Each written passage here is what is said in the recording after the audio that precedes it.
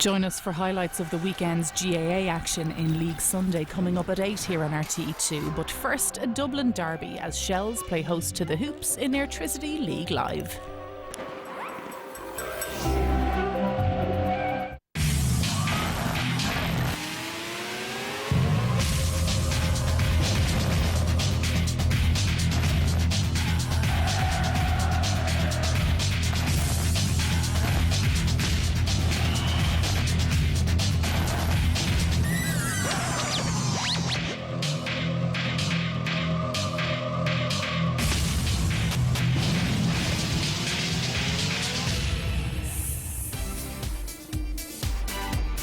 We're at Tolka Park for our third live game of the season. It's a big Dublin derby. Shelburne taking on Shamrock Rovers, and the kickoff is at 3:55.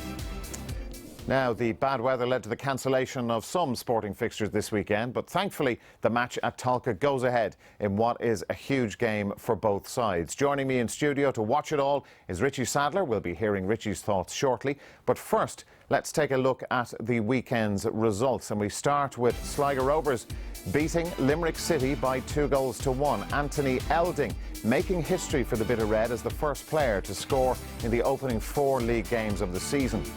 UCD lost to Dundalk at the UCD Bowl.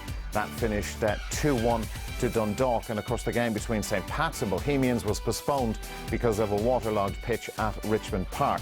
After those matches, this is how the table looks. Sligo sitting proudly at the top, the only team with a 100% record. Stephen Kenny has made a really good start to his Dundalk career. The Lily Whites in second place, although they can be overtaken by Shamrock Rovers if the Hoops win today. UCD bottom with Shelburne just above them, and Shells will be desperate to gain their first points of the campaign today. Now, 2 other matches on this afternoon. Here are the latest scores. Drogheda United 0, Bray Wanderers 1. That started at 3 at Hunky Dory's Park. Jason Byrne giving Bray Wanderers the lead after 15 minutes. Declan Fabio O'Brien has missed a penalty for Drogheda United. That miss coming in the 25th minute. Cork City and Derry City at Turner's Cross started at 3:30, and we will keep you updated with those games throughout the day. Now, Richie Sadler, this is a big game, particularly with the start that Sligo Rovers have made. Even though it's so early in the season for both of these sides, they can't lose any more ground. It is. I mean, it's way too early in the season to start calling games must-win games, but it'll be a huge 3 points for either team that win this game today, for very different reasons.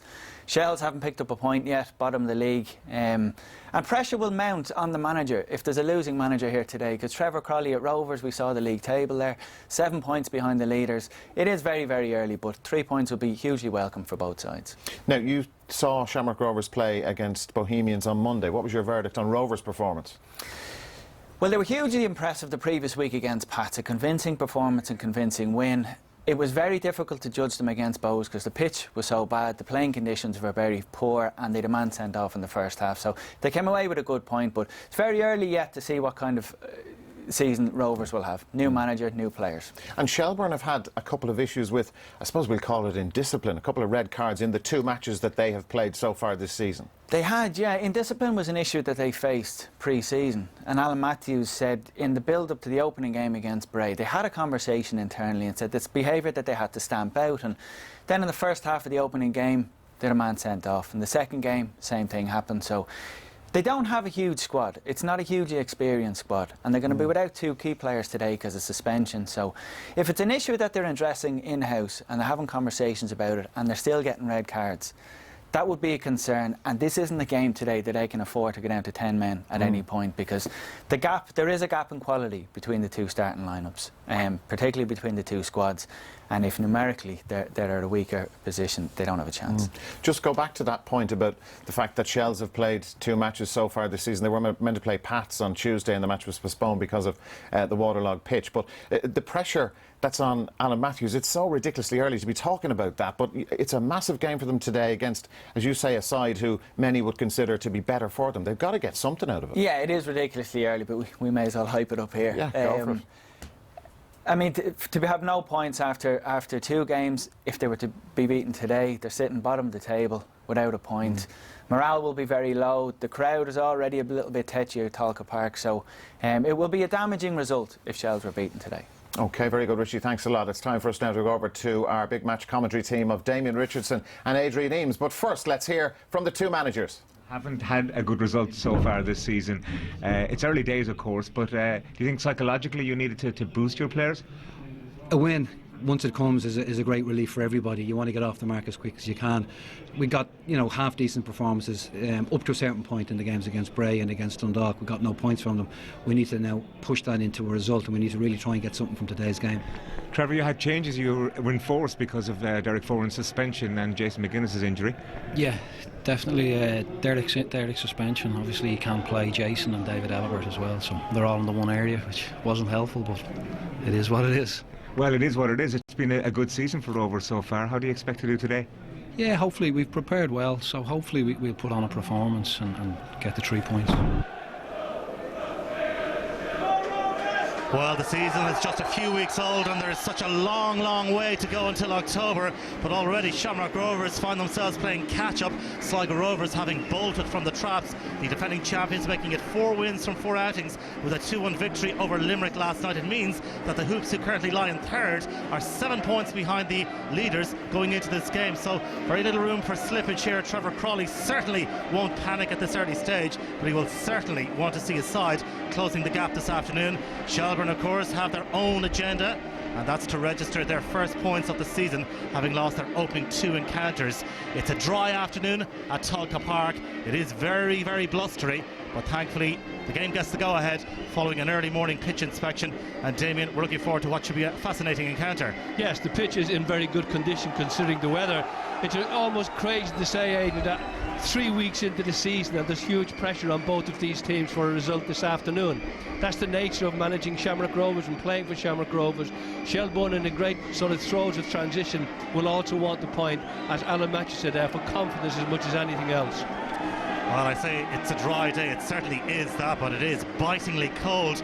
Now, in terms of Team Youth Shelbourne, with a mixture of fresh new faces and some experienced heads as well, but they are without Teak Tough campaigner Graham Gartland. He was sent off against Dundalk here last week. Also absent Glenn Cronin. He's facing a 6-week spell on the sidelines with an ankle problem. Paul Crowley is suspended. Brian Shorthall and Ian Ryan play at the centre of defence, and former Shamrock Rovers player Jack Memory is in at left back. Stephen Hurley gets a start. Mark Leach is on the bench. Well, in their 3 previous league games, Jason McGuinness and Derek Foran have been the bedrock of the Hoops defence, but both are absent today. McGuinness with a hamstring injury, Foran through injury, or rather through suspension, after collecting 2 yellow cards against Bohemians last Monday. David Elibert is out because of a groin problem. So Pat Sullivan and Ken O'Mann man the centre of defence. O'Mann making his first league appearance of the season. In all, 6 changes from the Bows draw, with Kieran Kilduff spearheading the attack. Mark Quigley is on the Shamrock Rovers bench. And our match referee this afternoon is Alan Kelly. He will be assisted by Damien McGrath, and also this afternoon by Robert Clark. Our 4th official is Derek Tomley. The Shamrock Rovers supporters on this near side of the ground, the riverside, the Camak riverside of the ground here at Tolka Park, and it will be Shamrock Rovers playing from right to left in this first half to get us underway. There is that breeze that I mentioned as Alan Kelly just checks that everything is in order. It's a much changed Shamrock Rovers side from the Bows draw last Monday. A very poor game. A lot of criticism that day about the surface at Denman Park. Tolka Park here this afternoon in reasonably good nick, although perhaps not the finest surface in the country. Early touch here for Kilnaman's Gary McCabe, who sends it down the line, and it was Ronan Finn who was getting forward, as he is wont to do. And Brian Shortall across down the middle to cut out the danger. Shamrock Rovers fans certainly making plenty of noise, but they know this is a high pressure game. McCabe rolling it back, and it's Chambers, who started his league career with Shelbourne back in 2004, who delivers. The Shelbourne goalkeeper N.Burdon with the acrobatic punch away. Vitally important for Shelbourne to try and settle early on. Fed forward by Bailey. Philly Hughes is yet to get on the score sheet this season, albeit just 2 league games in. He scored a total of 18 goals for Shells last season. There were those who questioned whether he could deliver at Premier Division level, but I think he answered the critics in no uncertain manner last season. and he is a key player, Damien, for Shelbourne if they're to get something from this game. Yes, it's very. Shelbourne are going to find it hard to score goals through the season. Philly Hughes obviously is the main man there, but the support from Sean Brennan will be equally important. He gets forward in the middle of the park. His presence might be very, very important to Shells this afternoon. Well, it's controlled by Chambers immediately, under pressure from Sean Brennan from that footballing dynasty out of Drogheda, the Brennan clan. As Conor Powell gets it back to his goalkeeper, who makes a heavy touch, and here's a chance for Shelbourne, but Murray does really well to redeem himself. Barry Murphy had to scamper back, and what an opportunity for Shelbourne, and how careless was that on the part of Barry Murphy, who are real let off in the early exchanges here. Meanwhile, Shamrock Rovers trying to counter at the other end, but it's mopped up. What a let-off. It was Barry Murphy. Dean Kelly made up huge ground, I have to say. He came from nowhere, took Barry Murphy completely by surprise. And Murphy actually did well in the end to retrieve the situation. He certainly did. He will need to be switched on in terms of his concentration levels. Certainly gave Trevor Crawley, I'm sure, a bit of a hop in the dugout. Powell with the throw-in. This is Shane Robinson, back after his adventures in the likes of Finland and Australia. Chambers. Robinson turning away from trouble and trying to pick out Sean O'Connor. 6 changes, as I mentioned, in total for Shamrock Rovers this afternoon. And they had this free kick. We can see already the Shelbourne pattern is to close the ball down quickly everywhere. Kelly and the goalkeeper epitomised that perfectly all across the middle. They're closing the play down very, very quickly. Chambers sliding it forward, trying to pick out the run of Sean O'Connor. Shelbourne managed to mop up. Powell to Chambers. Now Sullivan, who's wearing gloves, that just, I suppose, gives you an indication of the cold here. It is absolutely freezing. Players, I'm sure, will warm up pretty quickly. Ball fired out to Adam Hanlon, who made 24 appearances for Bray Wanderers last season. He is a very lively and pacey player. There's the experience of Bailey. A lovely little round the corner ball, and Shelbourne building once again with Jack Memory playing it forward, showing much too much of it to Conor McCormack. McCormack making his first start for Shamrock Rovers in the league this season, and that's an easy decision for Alan Kelly to make. It's a free kick to Shamrock Rovers for that foul on Gary McCabe. Robert Bailey is down injured, closing Sean O'Connor very quickly. Here's the goalkeeper in there. A little bit lackadaisical. All of a sudden, Kelly comes from nowhere. And again, to be fair, you look at Barry Murphy. He did get back quickly. But all across the park, that's the Shelbourne pattern this afternoon. Close the ball, not give anybody any time. Maybe the only one who'll get time is Jane Chambers, who's playing in that one role. Shamrock Rovers playing a 4-1-4-1. Chambers playing in the hole between midfield and up front, might get a bit of time. If they give him time, he'll hurt Shelbourne. Interesting to see how Alan Matthews combats James Chambers this afternoon. But Bailey isn't very important to them. He's down getting 3. We see the challenges here. 2 Shelbourne players in very, very tight. They're not giving Shamrock Rovers any time on the ball. So now if they do, Rovers will make them pay. There's Alan Matthews, who enjoyed cup success with Longford Town. It's a few years ago now at this stage, back in 2003 and 2004. He is working off one of the smallest budgets in the league. Trevor Crawley, by contrast, an abundance of riches really available to him in terms of players he can snap up. This is a big game for Shamrock Rovers, and here's Ken O'Man to Sullivan. McCabe dropping into the space and lifting the ball over the top, trying to pick out the run of Sean O'Connor. This is Kilduff onto it. 1 league goal to his credit this season. Kilduff doing really well, showing all of his battling qualities. It's McCabe in the wide right position. Good trickery from Gary McCabe. And he delivers the cross, and it's a decent ball in as well, but much too close to the goalkeeper, N.Burdon. And the goalkeeper, the 20-year-old for Shelbourne, gathers. A good goalkeeper, N.Burdon. He's not afraid to come out and command his area. You see the ball here with McCabe getting a good ball into the box, nobody attacking the near post. Headed forward by Shane Robinson. And it runs all the way through once again to Burden. Well, that breeze is something of a factor. It is very blustery, so I suspect it doesn't exactly favour either side in this first half. As the Shelbourne captain, Ian Ryan, plays it forward, laid off by Philly Hughes. Sean Brennan stabbing it on. That's easily dealt with by Conor Powell, who gets it back to his goalkeeper, Barry Murphy. Murphy, who first joined Shamrock Rovers in 2002. Not one of the tallest goalkeepers in the league, but he is an excellent shot stopper.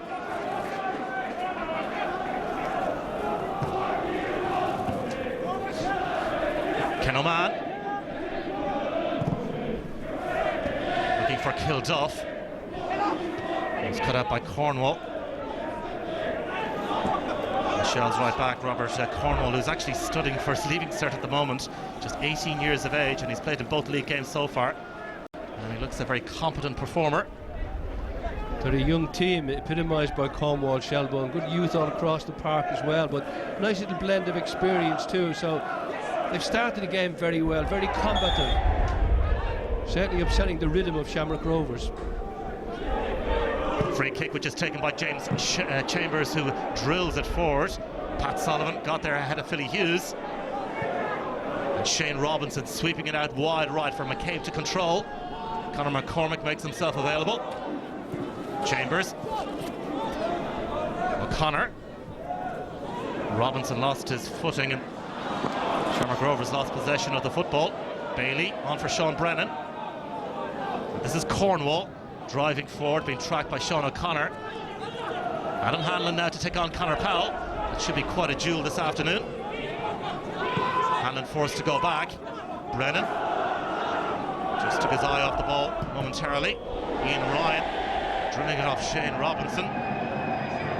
Referee Alan Kelly coming across just to check that Shane Robinson is okay. He took a fair old smack right in the face there. And a shake of the head from Shane Robinson. Not pleasant on a day like this, but again that just shows you the attitude of Shelbourne, that they're not taking any chances across the park. They're playing simple, direct football, closing the ball every opportunity they can and getting it forward as quickly as they can. But in the middle of the park, they've got Brennan and Bailey are two good players, and if they can get them a lot of the ball, Adam Hanlon will attack Conor Powell, as we've seen already. He's a good player when he's got the ball.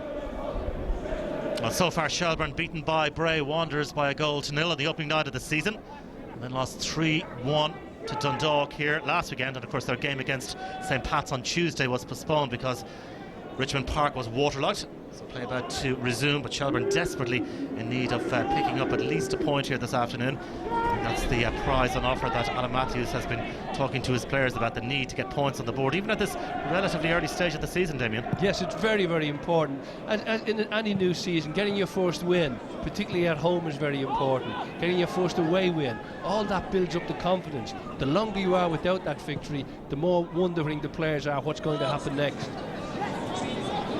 Sullivan. It's a ball over the top looking for Kieran Kilduff. Shorthall was there, but it's Ian Ryan who tidies up at the expense of a throw-in. The long ball paying dividends there for Shamrock Rovers in terms of getting some yardage. And they have this throw-in. Shamrock Rovers supporters getting behind their team. Conor McCormick on the Cooley Peninsula to take. Back to Sullivan, who made himself available. McCormick to dig out the cross, and it's another tester for N.Burdon, but he dealt with that one pretty reasonably. That looked an easy take by Burdon, but his starting position was very, very good. He was out on the edge of a 6-yard box, very confident keeper, willing to take responsibility. That's what a back four wants from the goalkeeper. Erlingar on Friday from David Ford. It settles everybody down very, very quickly. Jack Memory gets it back to his goalkeeper, and that's not the most convincing of clearances by Burdon. An opportunity perhaps here for Shamrock Rovers to create something. McCabe in possession, he'll have another go at it, but he does well to pick out the run of Ronan Finn, who lifts it in towards the goal area. Burdon was happy and was going behind, albeit took a nick, and it will be a corner kick for Shamrock Rovers. Good work from Ronan Finn as ever, driving forward from his central midfield position. They missed his incisive runs from the middle of the park last week against Bohemians. It's an integral part of Shamrock Rovers, Ronan Finn's runs from the middle of the park. And it will be Sean O'Connor to take this corner kick. A scintillating season with St. Pat's in 2012, and he delivers. Ken Oman was ready to pounce. McCabe feeds it out wide now, and O'Connor to deliver once again. Lifts it in, but once again it's commanding goalkeeping by N.Burdon. Excellent for a young goalkeeper to have that much confidence in himself and a willingness to then commit himself to the decision. It's a good corner kick in, it caused a few problems.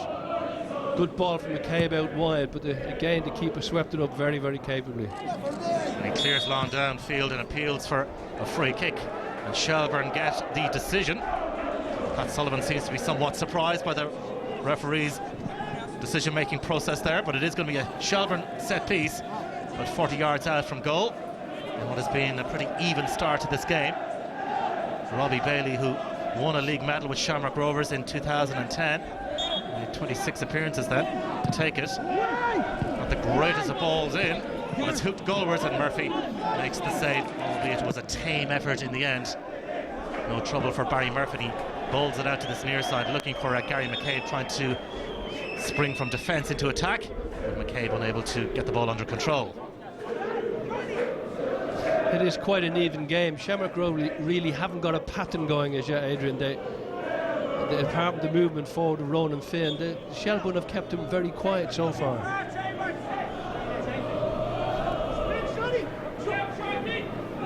Hurley with the flick on for Adam Hanlon. A bad ball in. Billy Hughes trying to get there, but this is Kelly onto it.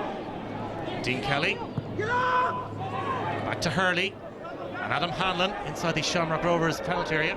Right on the edge now. Tries to get out the cross, but blocked away by Conor Powell. Hurley's attempted cross towards the back post, and it's headed behind by Dean Kelly, who was coming in. The angle was always going to be against him. It was a decent spell there for Shelbourne. Yes, a great ball in there from Hurley, I have to say. Right to the far post. Dean Kelly, naturally a centre forward, coming on you're right, the angle was just too tight for him. But a terrific ball in, and good play by Shelbourne. That simple, effective 1-2 touch ball into the box is the best ply today. So Murphy to take this kick out.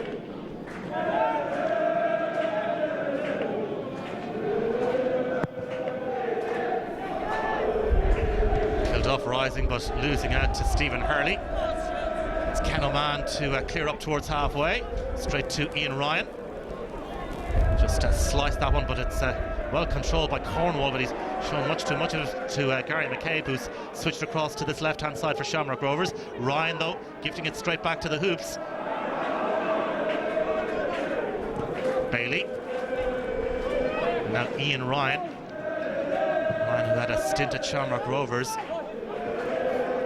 back in the day, joined them in 2006. Didn't feature in too many of their games back then. Conor McCormack. Again, Shamrock Rovers sending it long. Kilduff trying to gather it in. The ball goes out of play, and it will be a Shamrock Rovers throw-in. Kieran Kilduff will have to work really hard and try and fend off the likes of Ian Ryan and Brian Shortall.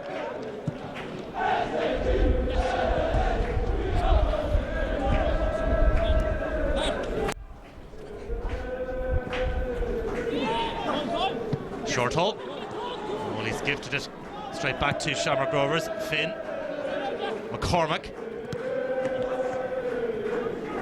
Ronan Finn. A terrific season he had for Shamrock Rovers last campaign. A lot of people thought he might make a move cross-channel. Didn't quite work out, but he's a key player this season for Shamrock Rovers, I'm sure. McCabe trying to go cross-field with that ball. Sean O'Connor winding up. Sliced away by Jack Memory. Terrific clearance, but it breaks for Shelbourne. This is Hanlon. Cutting inside. Sean Brennan wants it. And this is Brennan. An opportunity for Sean Brennan to pull the trigger. And it whistles just narrowly wide. It will be a goal kick. Sean Brennan with that effort. And the Shamrock Rovers goalkeeper, Barry Murphy, was at full stretch and relieved to see it go behind. Good play by Shelbourne. Again, that nice moving the ball quickly.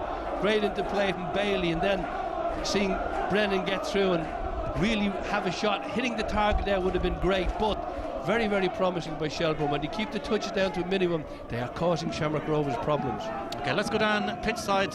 Tony O'Donoghue is standing by. Tony. I'm here at Talca Park, of course, but at Malahide, the Republic of Ireland team training, and there's some interesting news from there. Ireland captain Robbie Keane is out of the game on Tuesday. He had a scan today on a calf injury, and many people will be glad to hear not of the news that Robbie is out, but rather that Kevin Doyle has been recalled to the squad. The manager has been talking to him, and he'll be back in Malahide in time for training tomorrow morning. So what a surprise that might be. He could end up on the pitch for Ireland against Austria on Tuesday. Captain Robbie Keane is out of the squad. Okay, Tony, thanks for that update. Get the thoughts on that news from Damien Richardson very shortly, but at the moment Shamrock Rovers have a corner kick here and some defending for Shelburne to do.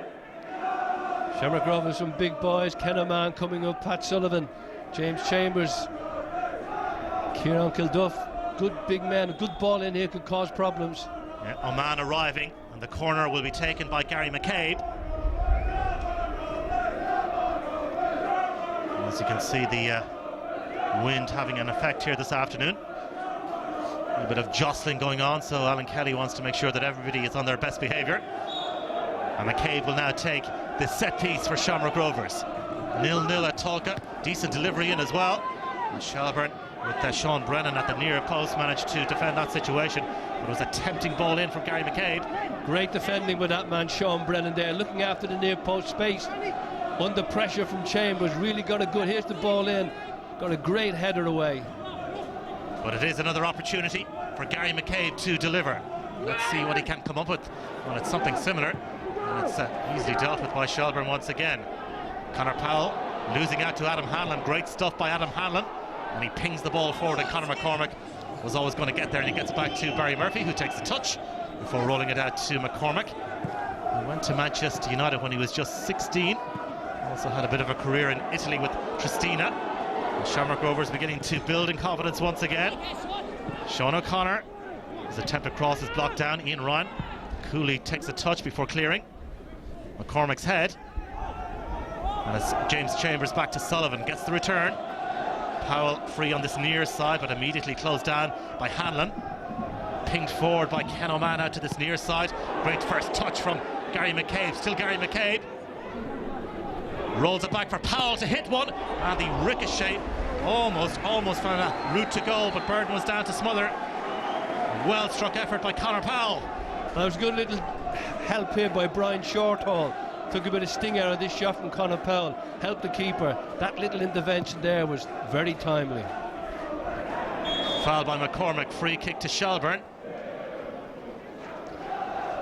I mean, fair play to the, it's end-to-end stuff. There's a good tempo to the game, a good commitment by both players. You can see Shelburne's talk through the week. The manager said the preparation was good, as Rovers manager did, but both sides giving a good account of themselves and giving us some good entertainment so far. Trevor Crawley well wrapped up. Robbie Bailey to take this free kick. Decent delivery as well, looking for Dean Kelly. And Stephen Hurley trying to knock it goalwards. Shane Robinson clears it down the line. This is Gary McCabe checking away from Adam Hanlon. Good work once again by Adam Hanlon. He stuck right at his job. That's what Shelburne are doing very, very well. They still have the organisation, determination to close the ball as quickly as they possibly can. Now we're just hearing that it's Drogheda United 1, Bray Wanderers 1. Eric Foley with the Drogheda goal there, so that one finally balanced. 1 goal apiece. Drogheda yet to register a win in the league so far this season. 1-1 at the moment at Hunky Dory's Park. Also, of course, taking place this afternoon at Turner's Cross, Cork City in action against Derry City. This is Shane Robinson trying to turn away from Bailey. Robinson turns in the direction of the referee. Felt he should have got something there. Launched forward by Jack Memory. And Sullivan gets it back to his goalkeeper Barry Murphy. Ken Oman.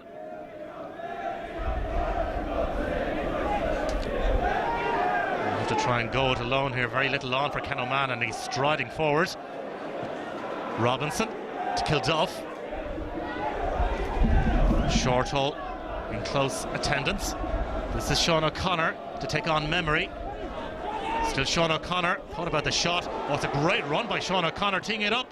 And the effort, well, it just fizzled through in the end into the arms of Burdon. No real power on it. Shane Robinson now wearing the number 24 jersey. Bit of ingenuity from Sean O'Connor, very, very well. It's a very good shot for Shane Robinson, but Shane doesn't deliver the quality that was required.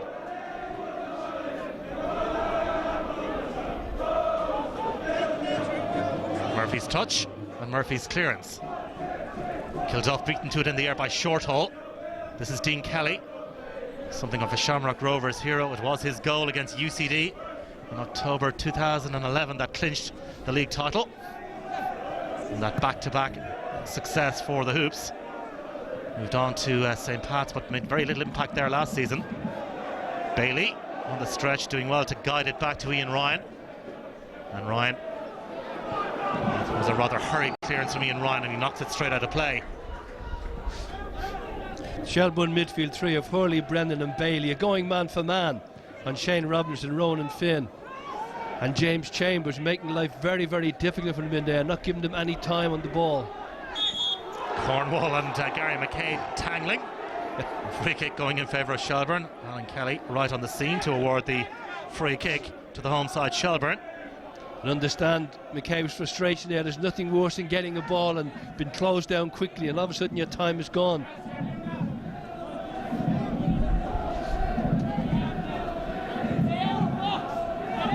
So Bailey with the free kick, plenty of height on it. Flicked on by Philly Hughes, but cleared away by Ken O'Man.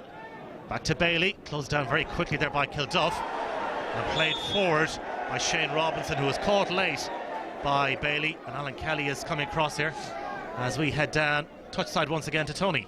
Thank you very much indeed, Adrian. And Alan Matthews, the Shelbourne manager, but you must be pleased with your start. Yeah, we've had a good start, Tony. Been nice to get a goal. We've had a couple of opportunities. The one that Dean got his feet kind of tied up there. After what, 2 or 3 minutes, he took the ball off Barry Murphy, but we've started okay. It's a good pace to the game, but we'll probably settle down a little bit now the next couple of minutes. Just need to make sure we keep our shape and our organisation. Today, yeah, we've done okay though. Thank you. To be very happy, Alan Matthews. Well, closing Shamrockers down, he knows if they get time in the ball, Rovers will be a very good side. His players are sticking to that pattern very, very well indeed. Good concentration and perseverance across the Shelbourne 11. Here's Sean O'Connor, and this is Shane Robinson. Good work once again, not for the first time in this game, by Adam Hanlon. And it's Jack Memory who takes a touch and sends it long. Straight to Ken O'Man, who controls. Connor Powell, who won a double in his days at Bohemians. McCabe under pressure from Cornwall. And the 18-year-old is certainly giving as good as he's got so far in this game. Shorthall just losing sight of the ball, and it's Kilduff pulling the trigger, and it runs loose. Oh, great save by Burdon. Well struck effort from Ronan Finn, latching on to it, drilling it goalwards, and Burdon at full stretch made an excellent stop. Good work by Shane Robinson. Kilduff picks it up. Good tackling there. Hits the shot very, very well struck by Ronan Finn. But again, watch the goalkeeper's starting position. First class, cuts the angle down very effectively. Well, he's a young goalkeeper as well, but he has more defending to do because Finn trying to tee it up for Kieran Kilduff, and Memory clears away. Sullivan getting there ahead of his man forward from James Chambers. Sean O'Connor couldn't get it under control. Shorthall to Hurley, and this is Memory under pressure, does well to clear it up towards halfway. Returned by Pat Sullivan. Decent little spell this for Shamrock Rovers. Chambers for Ken O'Man, with Powell and McCabe on this left-hand side for the Hoops. O'Man's ball finds Gary McCabe. Once again, excellent first touch, but the offside flag is raised. Frustrating when a winger looks across the line and fails to notice he's offside. But it's a good play of Shamrock Rovers. Two wide players, Sean O'Connor and Gary McCabe, are good outs for them. So far, McCabe has been kept quiet by fullback Cornwall. O'Connor on the other side is having a little bit more joy. But if they can keep spreading the play, getting the wide players into it, that will relieve the pressure on the heart of the defence, increase the pressure in the heart of the Shelbourne defence. So much for Trevor Crawley and co to ponder. Shelbourne with this free kick. Philly Hughes rising, but Ken O'Man is always favoured to win that particular duel. This is Memory surging forward here for Shelbourne, forced to check back by the presence of Sean O'Connor. O'Connor doing well to get a block as well. Forward from Bailey. Chambers rising. Ball runs loose And it's a Ken O'Man who's onto it. Almost lost possession there. Back with Pat Sullivan. And Sullivan knocks the ball out of play so that Stephen Hurley can receive some treatment. Now, Damien, just your thoughts on that news. Robbie Keane out for Tuesday and Kevin Doyle drafted in. Well, I'm delighted with Kevin Doyle's been brought in. Obviously, like most people across the country, but equally dismayed that Robbie Keane won't be available because he is our talisman. He did a huge amount of running the other night, huge amount of covering, and maybe that's one of the reasons why the calf is so sore. But we will miss Robbie Keane. But we have an able deputy, if you like, in Kevin. But Keane is a big loss because he's our catalyst, really. And of course, that game live on RTE2 television on Tuesday night, and also live on 2FM on Game On with Damien O'Mara. Murphy has possession of this football, and he bowls it out to Ken O'Man. No goals at Tulka Park between Shelbourne and Shamrock Rovers. Traditional rivals, of course, down through the years from their Ringsend days here in Dublin. Conor McCormack.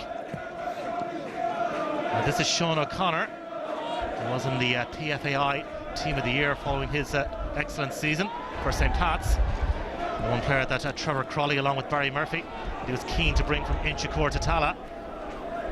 Sean Brennan just got something on it, but not enough to work its way through to Adam Hanlon. McCabe. Nolan Finn's layoff. This is Ken O'Man forward. McCabe. First time passing from Shamrock Rovers. Sullivan sending it on for McCormack. McCormack was a poor ball, intercepted by Jack Memory. And this is Dean Kelly. Kelly's ball for Ian Ryan. I don't think he fancied that one, but he did well in the circumstances. It was a strange ball, I have to say. Lashing out your centre half all of a sudden. But to be fair, Ian Ryan got himself out of the situation very capably. Chambers. Shamrock Rovers going route one, and it's Ronan Finn here in behind Jack Memory and trying to turn the Shelbourne left back. Memory did well in his debut for Shamrock Rovers in 2011, but no appearances last season, so he's now pitched up here at Tulka Park. Sullivan sliding it through. A better weighted ball, but in fact bore dividends, but as it is, Kieran Kilduff went down under the challenge from N.Burdon. And just for a moment, Shamrock Rovers, certainly some of their supporters thought they might have had a penalty, but good goalkeeping once again. Superb goalkeeping. That courage to come out and throw yourself at the feet like that and then recover quickly to get the loose ball on the lines. What a good goalkeeper this young man actually might become. Yeah, well, I know that Alan Matthews is very excited by him. He's only 20 years of age. He is French born, and he came through the Stade Rennais Academy, but he has Irish and French citizenship, so maybe Giovanni might want to get in there quickly before the French do. Sean O'Connor lost his footing there, and that brought some laughter from the Shelbourne supporters. Burden comes, gets a touch to it. Bailey skies that one into the air. McCabe underneath it, but the ball will bounce out of play for a Shamrock Rovers throw-in, which is taken quickly by McCabe. Brennan back to his goalkeeper, and on the bumpy surface he manages to clear it away, but Shamrock Rovers have it once again. Chambers.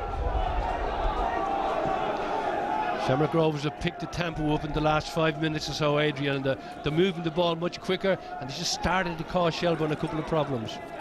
Chambers in space here. Conor Powell tiptoeing down the left-hand side here. This is Shane Robinson, faced by Cornwall, forced to go back. Ken O'Man. Shamrock Rovers starting to build once again, and O'Man sprays it out to that far side. Well controlled by Gary McCabe. McCabe. Sean O'Connor delivers the cross. An opportunity perhaps for McCabe. He tees it up for Ronan Finn, but straight at the goalkeeper. Well, that was a big chance for Shamrock Rovers. The side-footed effort from Ronan Finn. Not enough power and accuracy to beat Burden in the Shelbourne goal. Good inventive play from Shamrock Rovers. An intelligent ball by McCabe. Really, Ronan Finn should have done better with that. McCormack clearing it down the line. Straight to Memory on a heavy touch, and he had to stretch there. Just as well, perhaps, that Chambers picked himself up off the deck pretty lively. Here's Kieran Kilduff. Already scored one league goal this season. Shamrock Rovers looking threatening once again, and the ball goes behind for a corner kick. Good cover there by Stephen Hurley, who's playing that holding role in the middle of the park, covering his left fullback there very effectively. But Shamrock Rovers realise now that to get away from the close marking of Shelbourne, they've got to move the ball quicker. They've done that, and it's given them a real firm hold of the game at the present moment. So Shamrock Rovers with this set piece to be taken by Sean O'Connor. Decent ball in as well. Ken O'Mann amongst those rising. O'Connor might have another go at it here. Has Ronan Finn available. His attempt to cross is blocked down. And Shelbourne with the opportunity perhaps to counter here. But they make a bit of a mess of that one. O'Connor's reverse ball. Memory. And fired forward by Sean Brennan. This is Philly Hughes, who hasn't seen too much service in this game so far. Hughes knocking it out left to nobody in particular, but something may accrue for Shelbourne. Adam Hanlon was there. And a good ball to pick out Ian Ryan in space. Ball over the top looking for the run. It's tidied up by Conor Powell back to his goalkeeper. Let's go down pitch side once again to Tony. And Colin Hawkins, the Shamrock Rovers assistant, is with me. Because of all the changes, did it affect your rhythm early on?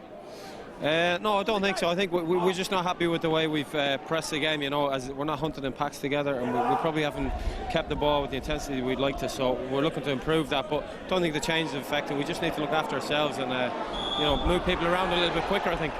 Now, what about the pitch? You were making a point there. Yeah, obviously it's not great. You know, we're not going to moan about it. It's the same for the two teams, but it's not ideal with people tripping over it, and you know, we're trying to pass the ball, but I mean, we'll deal with it, and we'll try and keep moving the ball if we can. Okay, thank you, Colin. Thank you. The pitch isn't actually in great condition, but considering the weather we've had, it couldn't be expected to be any better. And it's dry. And we can see the ball holding up for a lot of the players. Chambers trying to go through quite a few challenges there. But the ground is dry, and it is holding it up a little bit, making it that little bit more difficult to pass it. Conor Powell sweeping it in. And the ball just eludes Kieran Kilduff and runs through to N.Burdon. You could hear N.Burdon call that ball, letting his centre-halves know that he was coming out to collect it. An essential part of good goalkeeping, that communication, particularly with your centre-halves. Well, it's a match with few chances in it so far, and it remains deadlocked. And Shamrock Rovers certainly in the last 10 minutes or so beginning to apply themselves. The Caves cross. Memory has to deal with this situation. He controls and does really well because he was being closed down pretty smartly. And Shelbourne again squandering possession. Loose from Stephen Hurley. This is Ronan Finn. He likes to have a crack from distance. He has scored some spectacular goals in recent years, but not this time. Because Shamrock Rovers have taken the control of the game, they're pushing the Shelbourne midfield further back. That means Philly Hughes has been isolated far more than he has been any part of the game. He's getting a little bit frustrated with that. But Ronan Finn, really a little bit more coolness there, and just keep the ball moving, get it out wide, let's put balls into the box from better positions. It's very important when you're Shamrock Rovers and things aren't flying, you're not really going very well, you keep your patience and your concentration, just keep doing the right thing. Every now and then the ball will bobble it and move away from you, forget about it, get on with keep doing the right thing time after time, and you hope your class then will tell as the game progresses. Well, Stephen Hurley just picking himself up off the deck. Alan Matthews meanwhile wants to get some instructions across to Dean Kelly. Trevor Crawley watches on very intently here. As you mentioned at the outset, Damien, it is still very early in the season. Of course, we haven't even seen out the month of March, but Shamrock Rovers, this is in many respects a must-win game, given that Sligo Rovers have made such an explosive start. Well, that's what managing Shamrock Rovers is all about, that sort of sense of expectation. It's very, very heavy. And Trevor so far seems to be handling it very well. He knows it's very early yet, but supporters look at it a game at a time, and they want the best from every game. Hurley back to full fitness, playing it out to this near side, looking for Adam Hanlon. Conor Powell managed just about to keep it in play. Fired forward by Cornwall. Controlled by Philly Hughes. Yet to score in the league this season. Still early for him, of course. Adam Hanlon's cross behind everybody. And Sean O'Connor is there to carry it forward now for Shamrock Rovers. O'Connor sending it forward now for Kilduff. Short haul, won the race for possession and managed to keep the ball in play. Memory Cries of man on, so he had to turn away from trouble. And Memory lifting the ball over the top. Shamrock Rovers looking for offside against Philly Hughes, and that offside flag eventually came. Hughes is looking at that ball in behind all the time, but Shamrock Rovers are holding a good line. They're letting him go, and that time you see he was offside. The ball did come a little bit late. McCabe, hustled and harried once again by Cornwall, and he's given it away. This is Adam Hanlon. Good challenge going in from Conor Powell. Forward from Chambers. Robinson trying to get in behind the Shelburne rearguard here with Kieran Kilduff. Bodies arriving in the middle. Kilduff has to hold it up, looking for some support. All the way back to McCabe. Powell is square. Also Chambers now. And Chambers sending it out wide right for Conor McCormack. McCormack to deliver the cross. Appeals for handball. And the ball fizzed in and just over the top by Ronan Finn. But the referee had already sounded his whistle. He gave handball against Shane Robinson there, but good concentration by Shamrock Rovers, good patience, moving it out to the left, back into the middle of the park, over to the right, starting to move Shelburne, break the shape.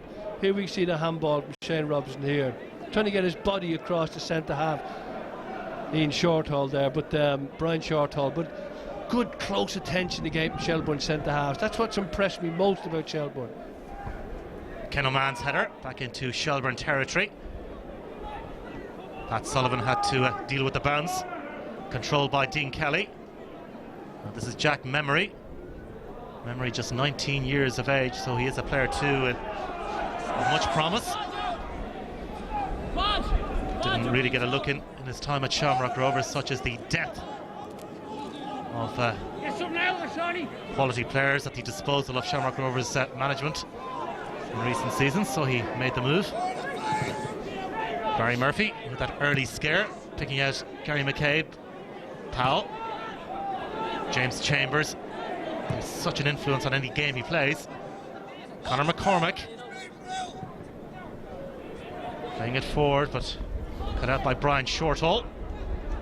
It's been quite a battle between those two. Yes, it has.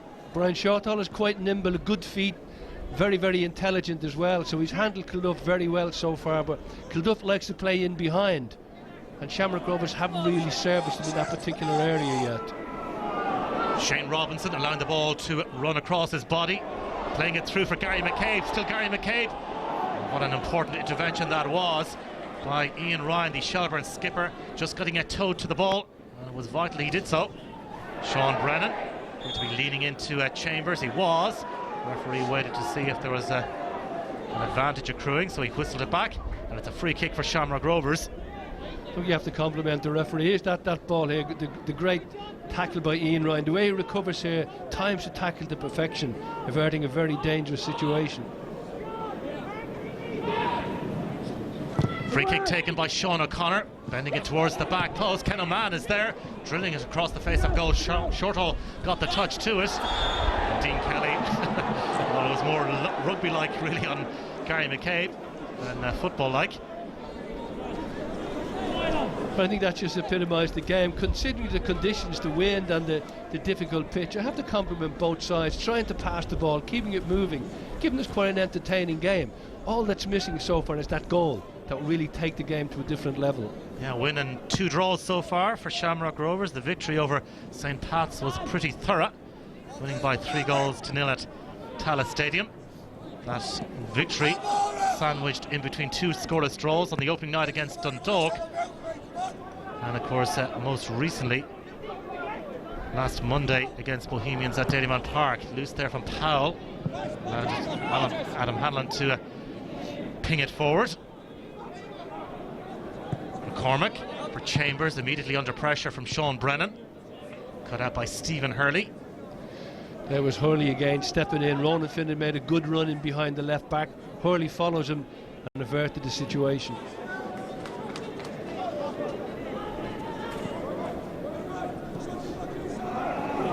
Shamrock Rovers looking threatening once again with Ronan Finn. Out to this near side for Sean O'Connor. O'Connor forced to play it back to Conor Powell. Finn back to Powell. Looking for McCabe, good turn by Gary McCabe. Oh, what a clever ball that is, and what an opportunity this is for Shamrock Rovers. But once again, Burdon to Shelbourne's rescue. He's had an outstanding game. Brilliant work from Gary McCabe to carve out the opening, but Burdon coming to Shelbourne's rescue. Look at his positioning, that's the secret. Watch the goal, it's a great ball in. Good first time shot. Look at the goalkeeper's positioning, narrowing the angle to perfection, standing up. When the shot comes, he's standing and he managed to get his arm to the ball. Brilliant goalkeeping.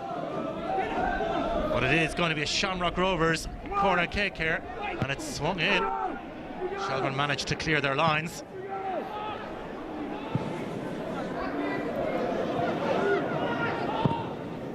Murphy. Once again, Burdon is there to deal with that situation. It's great when you have a young goalkeeper like that who can get his positioning right. It makes the rest of his game very, very easy, because that's the most important part of goalkeeping. Gary McCabe lifting it over the top for the run of Kilduff. Shortall is still with him. Finn. It's Conor Powell. Oman. Finn trying to get there. Shelbourne throw in. Well, news of another goal at Hunky Dory's Park. Drogheda in front by 2-1. Ryan Brennan the scorer. So Sean's brother, Sean Brennan, playing for Shelbourne this afternoon, and his brother Ryan has given Drogheda the lead against Bray Wanderers 2-1 in the 78th minute at Hunky Dory's Park. Sean Brennan sending it on there for Philly Hughes. The offside is up against the big man. Like any good centre forward, Hughes likes to play in the last shoulder. He's looking for that ball in behind, but it's a very well organised Shamrock Rovers back forward. And they're on the attack once again with Sean O'Connor. Memory is there, so too Shortall. Still Sean O'Connor did really well in a difficult situation. Ball is swept in for Kilduff. Ian Ryan got a touch to it. Shelbourne still haven't managed to get it away. Kilduff pulls the trigger. Might run kindly here for Chambers. Feeds it wide. Shamrock Rovers beginning to really pile on the pressure. Approaching half time. McCormack able to deliver the cross. Shelbourne have been well organised so far. They have to try and see it out until half time.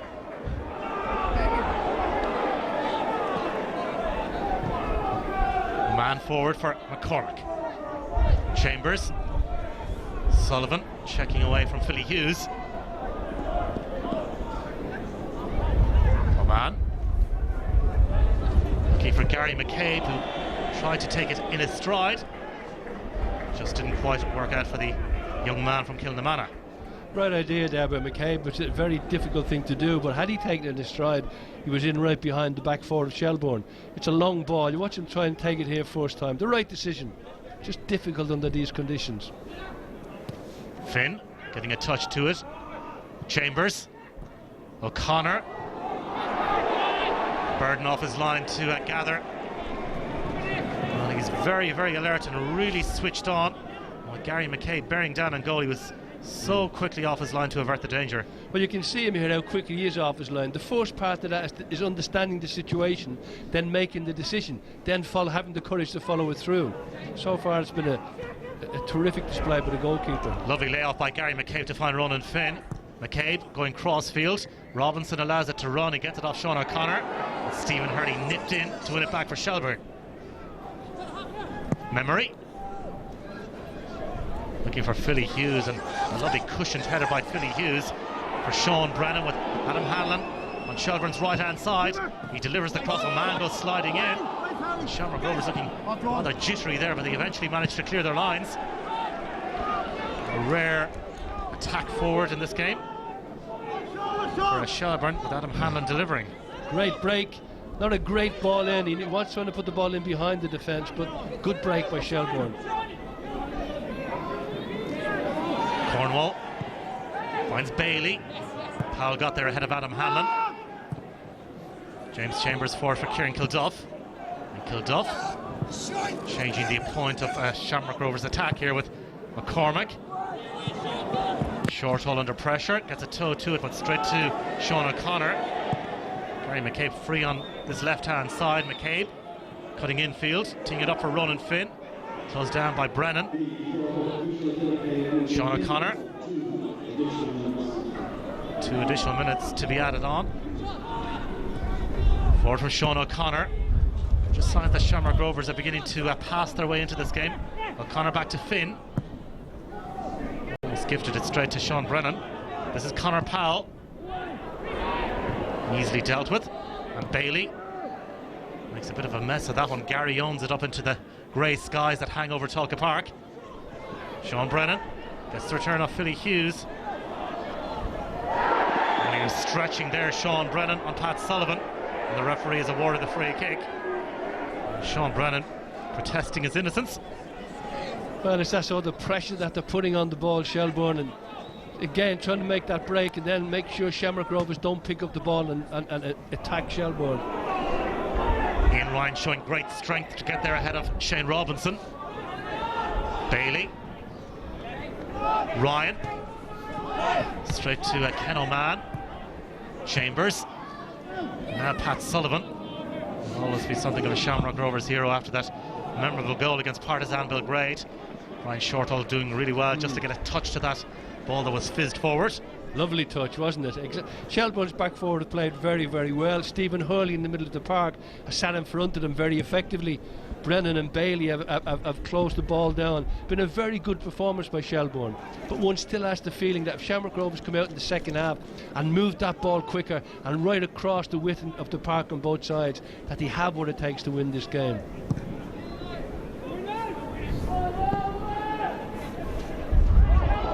Dean Kelly and ball. Well, there you go. It is half-time at Tulka Park.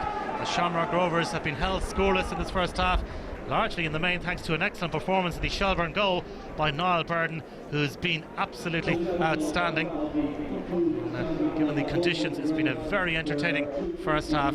But at half-time, it is deadlocked. It is Shelbourne 0, Shamrock Rovers 0.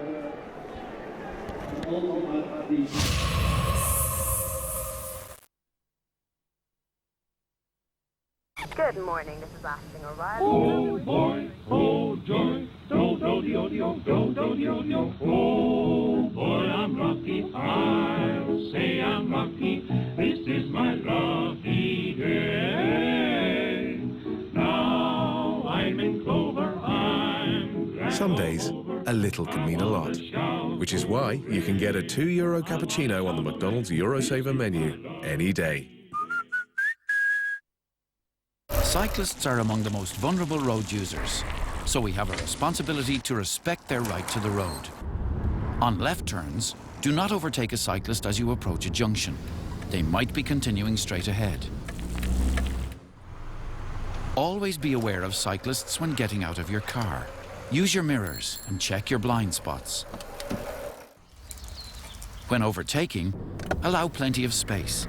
Cyclists may need to avoid drains or other obstacles. When overtaking large groups, take particular care, as they may travel two abreast. When turning right, a cyclist may move to the center of the lane. We all share the road, so respect cyclists. And always expect the unexpected.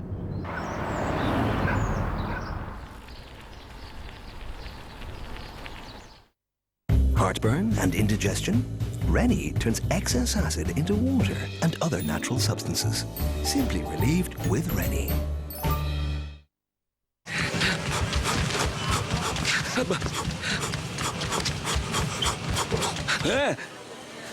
Do you need some help?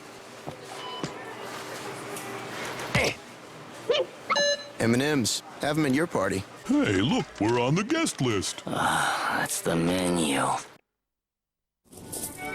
Do you know that you're over 12 times more likely to become a millionaire with Millionaire Raffle than to get attacked by a bear? Well, I never. What are the chances? Guaranteed. Easter Millionaire Raffle. One guaranteed millionaire. Only 180,000 tickets. Someone will win $1 million on Easter Monday. Don't miss your chance.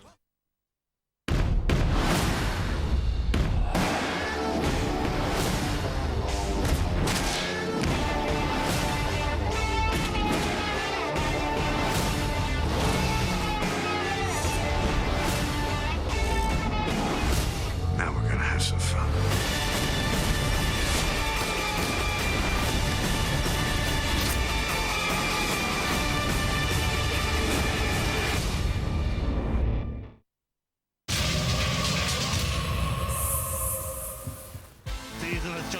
Hello again. Shelbourne and Shamrock Rovers 0-0 at Talca Park at half-time. It's been a decent game in tricky conditions.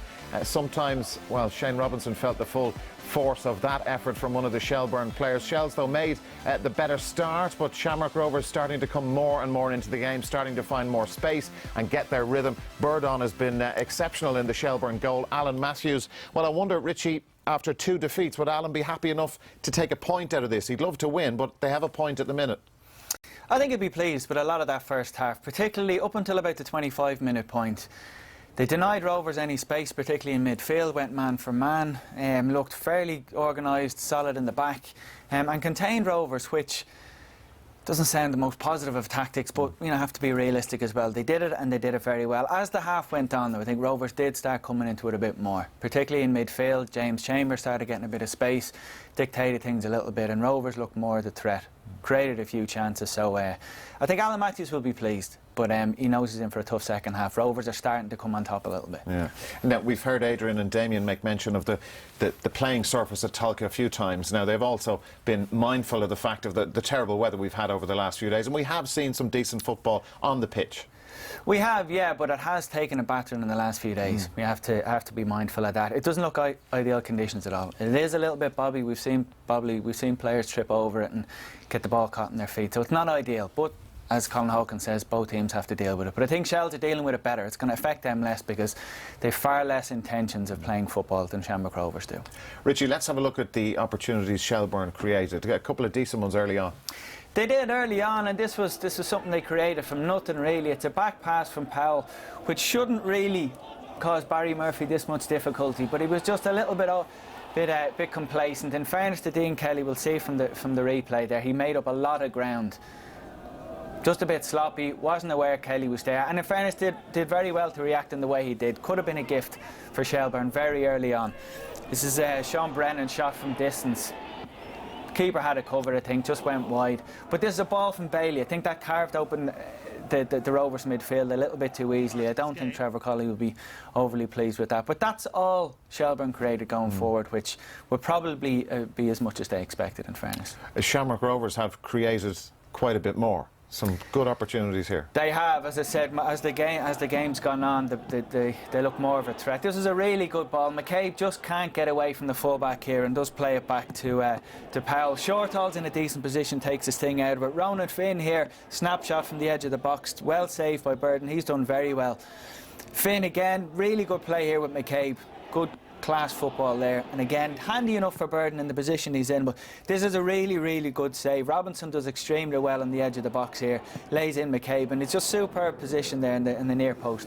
Saves it in the way that he had to. And we've seen N.Burdon in action quite a lot. Again, the lads have mentioned him. He's been prominent during the match, but he looks a really good talent. He does. He's only young. But he's going to have a busy second half. He was called into action a few times there and has looked solid. Punched a couple of balls cleared, caught the balls confidently as well, and made those saves when he had to. But it looks like he'll have a busy half because Rovers are starting to find more space, particularly in midfield. Up front they look a lot more livelier than Shells do, so Shells haven't created much going forward at all. OK, let's have a look at the latest scores from the 2 other matches being played today in the Premier Division of the Airtricity League. Drogheda United have come from behind and missed a penalty, and they are leading by 2-1 at Hunky Dory's Park. We told you that Jason Byrne put Bray in front, but Drogheda have come back and they lead by 2-1. That's the latest score, as is that score from Turner's Cross in Cork. The tale of two cities, Cork City and Derry City, but at the moment it's 0-0, and that is the situation at Tolka Park as well, between Shelbourne and Shamrock Rovers. A fascinating second half to come, we expect, and we will be heading back to Tolka Park on the far side of this commercial break. Do not go away.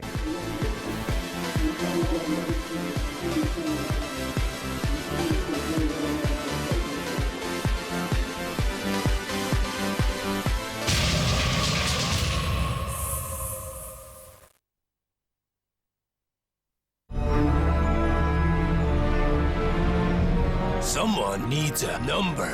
Need a number nifty? Call 11850. At aoninsure.ie, we're offering discounts that will save you even more on your home insurance. Discounts if you have a burglar alarm. Discounts if your home is insulated. And we offer discounts if you are claims-free, just like your car insurance. So whatever you do, don't renew your car or home insurance until you log on to aoninsure.ie or call 1890 40 50 40. Be surprised by the new looks at the ILAC Shopping Centre. With fabulous style for all the family, children, students, mums and dads. You'll find everything you need from smart to casual. This season it has to be the ILAC. Come on in, you'll be surprised. Take a new look at Hyundai, Ireland's fastest growing car brand. Changing people's minds every day. Discover the Hyundai i30 and experience brilliant moments from €18,995. And now, when you take a test drive, you could win a stunning new generation Hyundai i30. Now that would be a brilliant moment. For details, visit Hyundai Ireland on Facebook or Hyundai.ie. Trust your guts. Gears of War Judgment. Out now at Extravision. For those who paint their faces and follow the team to far-flung places, who chew their nails brought close to tears and argue the greatest over beers, who might disagree with both team and formation, never turn their back upon their nation. For every man and woman, boy and girl, who they call the best fans in the world, that support as it should be. The internet is great. I can organise so much of my life online, including buying my car insurance. The one thing I really like about Allianz.ie is I get a 14% online discount, so I save time and money.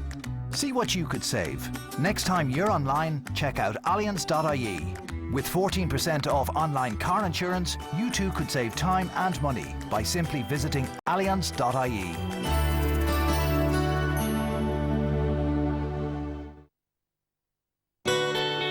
Simply Be, we think fashion is very simple. Stylish clothes that fit, flatter and look great. And that's it. In sizes 14 to 32. With 20% off your first order. Make every day look as good as you feel. With Simply Be. Call us for the book on 1800 818888 or shop online at simplybe.ie. Simply Be, exclusively 14 to 32.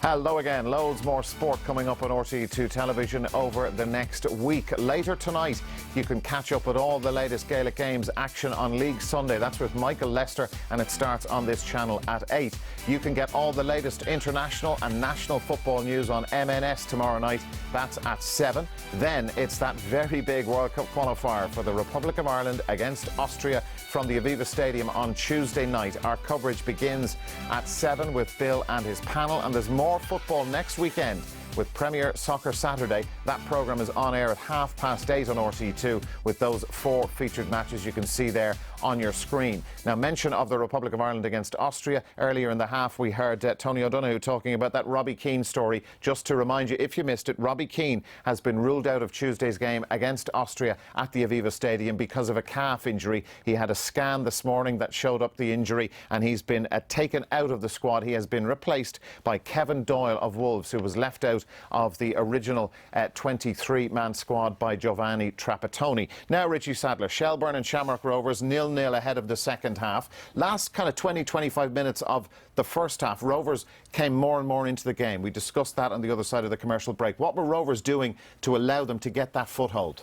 think Colin Hawkins' comments were telling in the first half. He was asked what was he happy with, and he said they weren't moving the ball with as much intensity as they liked. That was the phrase he used, and that's what they started to do as the half went on. They just punched the ball with a bit more pace, a bit more purpose to each other, which possibly the conditions made that difficult to do in the first half, but particularly the work rate of the Shelbourne midfield players. We spoke before about their indiscipline in terms of giving away fouls and free kicks and getting sent off, but they were very disciplined up until that point positionally, and closing down space as best they can. They were less successful at doing that as the half went on. Gave more space to Rovers. They've got options. I mean, as long as it stays 0-0, Rovers can look at their bench. Trevor Colley can bring on players which every other manager in the league would love to have in their starting lineup. I'm thinking of Mark Quigley. He's available for the first time today. He's on the bench. So the longer it stays 0-0, people like him will come into the game and could make a huge impact. And for Shelbourne, you say they weren't as successful as getting in the Shamrock Rovers' faces. So first 15 minutes, that's what Alan Matthews will be at with those guys. Just back to where we started the game. It is, and it's a hard thing to do if your opponents are creating space and are on the ball a lot. I mean, you have to be fully concentrated, which is harder than you think. And you've got positionally, you've got to do your job, go with the runners, and it really becomes difficult if you have to face that over long spells, which could well be the way the second half goes for them. And with N.Burdon in the form he's been in for Shelbourne, it's going to take quite an effort to beat him today. But let's see, Shamrock Rovers and Shelbourne, the players, back out on the field for the second half, and we will return to our big match commentators, Damien Richardson and Adrian Eames at Tolka. Lads. Thanks very much, Dara. Yeah, all set for the second half. It'll be interesting to see if Trevor Crawley makes any changes for the second period. The Shamrock Rovers players are out, and Damien, it appears to be the same 11 that started. Yes, what he'll want from the team is to play the ball quicker, move it. Intensity is the word Richard used, but move the ball quicker and move it over a wider area. Break the shape of the Shelbourne midfield in particular, isolate the full-backs and get at them, get behind them ideally. And that will take a toll physically on Shelbourne and also mentally. And that's where there's just a difference between these two sides, that Shamrock Rovers should be able to make that extra quality count. And really, what you've got to do is playing at a higher tempo. So yeah, it'll be an intriguing second half. Philip Hughes bagged all those goals for Shelbourne last season.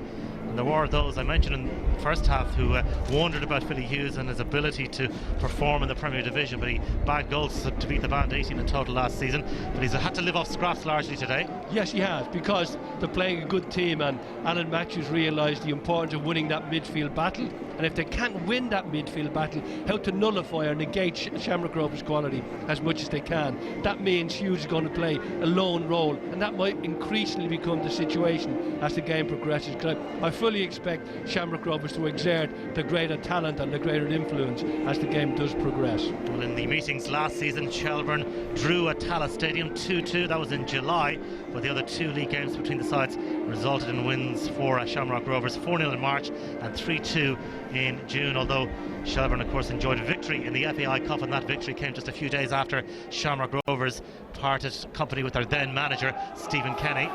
So it's Shelbourne to get us underway in the second half in their familiar red jerseys and white shorts and red socks, playing from right to left.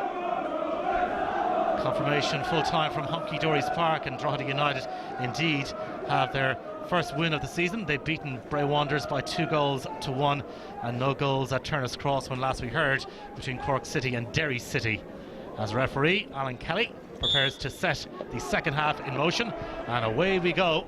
As I say, with Shelbourne playing from right to left in this second period. There is that fairly significant breeze for both sides to cope with here, but they've dealt with it pretty admirably so far. Pitch isn't perhaps in the best of nick, but as Damien pointed out, given the weather we've had, that's not too surprising. In fact, this pitch had to undergo a morning pitch inspection before being given the all clear, the green light. And thankfully we have a game of football. Despite the 0-0 scoreline, it has been a pretty entertaining first half. Chambers getting a touch to it to find Shane Robinson. This is Sean O'Connor sending it down the line for Conor Powell. Really firm challenge coming in. Referee Alan Kelly sounds the whistle, and it's a free kick to Shelbourne. Good play by Cornwall there, a young fullback who's got a good potential. good attacking player, but as you can see, he likes to tackle. He timed it very, very well, then had good balance to get himself out of a difficult situation. Very impressive play. Yeah, just 18 years of age, as I mentioned before. He is physically very strong as well. As Shelburne sent it long looking for Philly Hughes. Ballooned into the evening sky, headed forward by Stephen Hurley. Pat Sullivan has to scamper across to deal with it, but he hasn't managed to do so very effectively. This is Sean Brennan working it back to Dean Kelly. Kelly just running into trouble in the shape of Conor McCormack, who's now faced by Jack Memory, and he toe pokes that one out of play. All a bit scrappy right at the start of the second half. Stephen Hurley, once of UCD and formerly of Bowes, but he's given it away. Breeze just held it up, perhaps it was the surface. Either way, Shamrock Rovers have possession once again with Ronan Finn. Finn preparing to take on Shortall. Still Finn. Shortall using his strength, but in the end the final touch came off Shortall, and it is going to be a corner kick for Shamrock Rovers.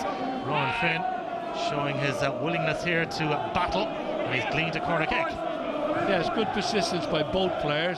Shamrock Rovers corner kicks have been good, but they haven't produced anything so far. Third minute of the second half at Tulka Park. It's Sean O'Connor to take this corner. Plenty of height on, the keeper didn't come, and Shelburne eventually managed to hack it away. Well, for once, Burden electing not to make the decision to come and deal with the situation. Shell's under more pressure here. It's O'Connor, and the ball squeezed behind for a goal kick. Ball just bubbled on O'Connor there as he was putting it into the box, part and parcel of the pitch. You see it here, it's a good build-up. He's in a very, very good position. Just as he goes to hit it there, it comes up off his shin, goes wide. The keeper a little bit earlier there had a little bit of difficulty with a corner kick. Again, he's so keen on coming and commanding his area. You expect young goalkeepers to make a mistake every now and then. Give him a little bit of patience and understanding when he does it, and over time he'll develop into a very good goalkeeper, I think. Well, Burton making his second league appearance for Shelburne. Well, there's a free kick here for the Hoops, which James Chambers is ready to preside over. May well leave it for Pat Sullivan, who's also close by. It will be Pat Sullivan to take. Second half starting pretty much as the first half ended, with the Shamrock Rovers dominating territorially. So change of plan, it will be Chambers now to swing it in. He gives the signal. A line of hooped players on the edge of the Shelburne penalty area. That's a decent ball in as well for Ken O'Man to attack.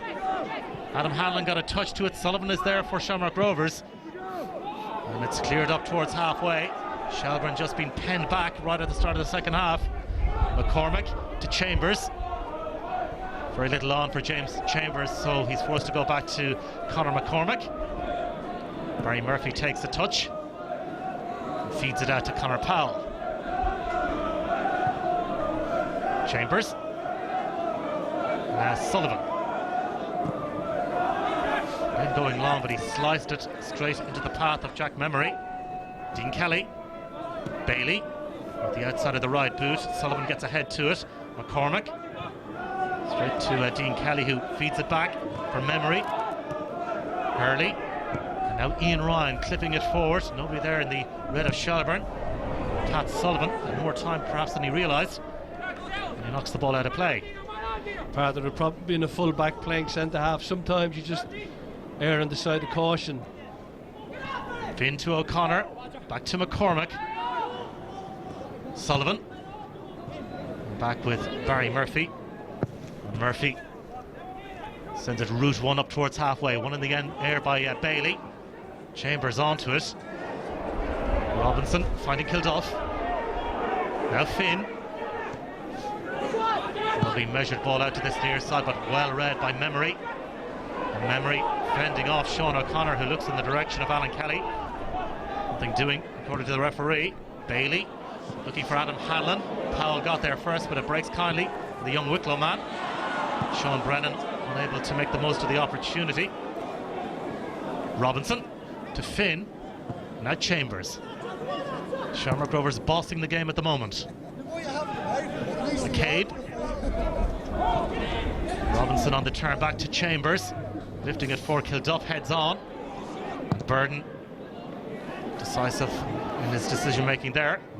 It's all the way out of his penalty area and clears it up. Ken O'Man. Cormac. Placed by Dean Kelly and forced to go back to Sullivan. Pat Sullivan. Again, Shamrock Rovers going route one, looking for Kilduff. Ian Ryan trying to hold him off. Memory gets a toe to it, but he caught the Shamrock Rovers striker, and he's given away a free kick. And a promising position here for Shamrock Rovers. I think Kilduff stole a free kick there, really. There wasn't too much wrong. Shelburne survived, but this is Gary McCabe with Powell available. Delivers the cross first time. Headed away by Stephen Hurley, but only as far as Chambers. Shelburne under real pressure at the moment. McCormack's ball in, and it's a good ball in as well.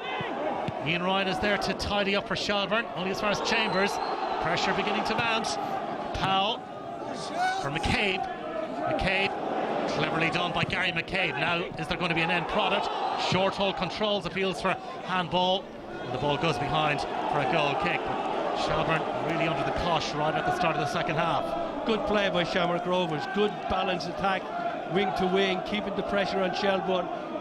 We can see it here, it's a good ball across. Robinson heads it back, just nobody there to get on the end of it. McCabe puts it in, but if you look here, Shortall in a very, very good position, takes care of the problem. The Shamrock Rovers supporters just trying to lift their team once again. They also know the importance of this game in terms of taking all 3 points for Shamrock Rovers, albeit at a very early stage in the season. Kelly. Sean Brennan. A challenge coming in from Pat Sullivan. This is Sean O'Connor checking away from Dean Kelly. McCormack doing well to skip away from the challenge that followed. Kilduff controls. Back to Finn. Ronan Finn trying to release Gary McCabe, but he misdirected that one. Cornwall trying to make progress between the two Shamrock Rovers players, and as that progress was stalled, free kick resulting. This is Philly Hughes doing well to hold it up, trying to take on big Ken O'Man. Still there for Philly Hughes. Bailey, chance for Bailey to deliver. Hanlon pulled the trigger, just miscued. Hanlon onto it again. And Shamrock Rovers just looking a little jittery at the moment. Cornwall into the penalty area. Dean Kelly couldn't quite angle his header goalwards. Decent purchase on it, but not enough to trouble Barry Murphy. Kelly got across Pat Sullivan there, who had his boot in his hand. Very it's your feet, I think. But Kilduff is a little bit changed in this game. He's coming to the ball, looking for the ball to lead the line, to bring the ball to feet and lay it back to the middle of the park. Whereas in the first half, he's looking to go in behind all the time. I think that'll be a good improvement if he gets the ball to feet a little bit more. Pat Sullivan has been reshot, and Barry Murphy takes this goal kick for the Hoops. Kelly gets a touch to it.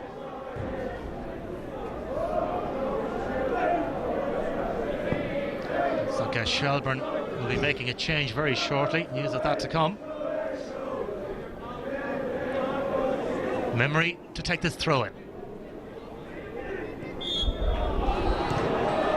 Well, coughed up there by Sean Brennan. It's a cheap free kick in Shelburne territory to give away. It's important now that Shelburne hold the concentration, keep that mental strength, because Shamrock Rovers is up the ante a little bit. If any Shelburne player starts to drop his head, that'll spread and they'll lose that vibrancy that's been such an impressive part of the play. They need to keep the concentration, keep the belief. Ken O'Man launching it long downfield, looking for Kilduffy, and Ryan always favoured to win that particular battle. Sean Brennan on the stretch was fouled, and it's a free kick for Shelburne.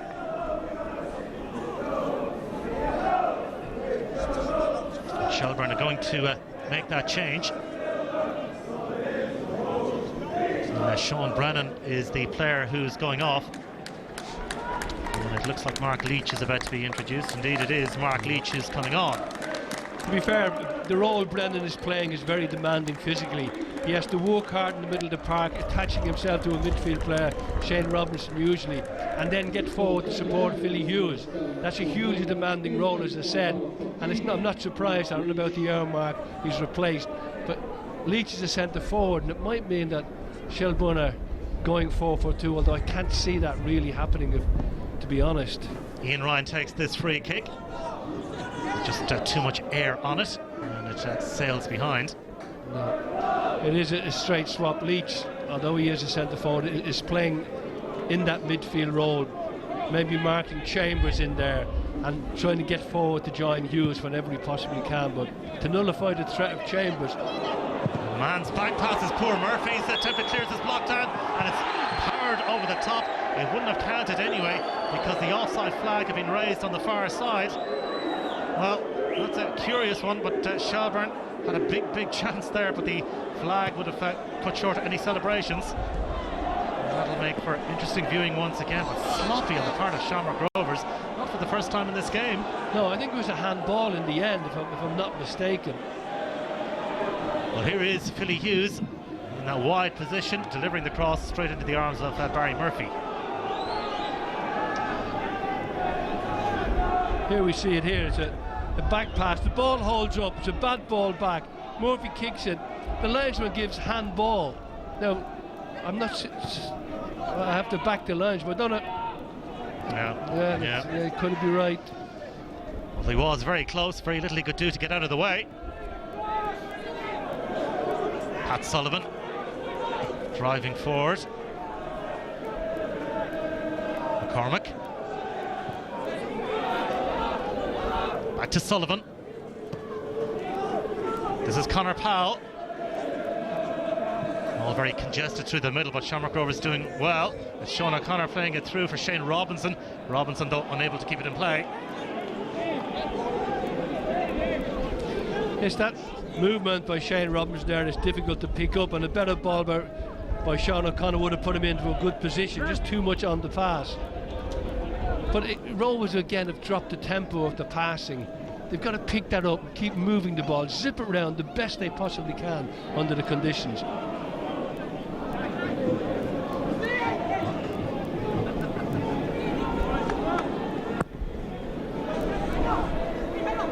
Hurley rising but making no contact with the ball. Leach helping it on for Philly Hughes, who sprays it out wide right for Adam Hanlon. Hanlon with Cornwall in support. All breaks down for Shelburne, and perhaps the Hoops can counter. Not quite just yet. Lifted over the top by Stephen Hurley. The ball will trickle behind for a goal kick. It looks like, from Shelburne's perspective, that a goal on their part will come from a mistake by Shamrock Rovers or a set piece or something like that. Alan Matthews can be quite happy with the way his players are playing, but they don't really look threatening enough to score a goal from general play.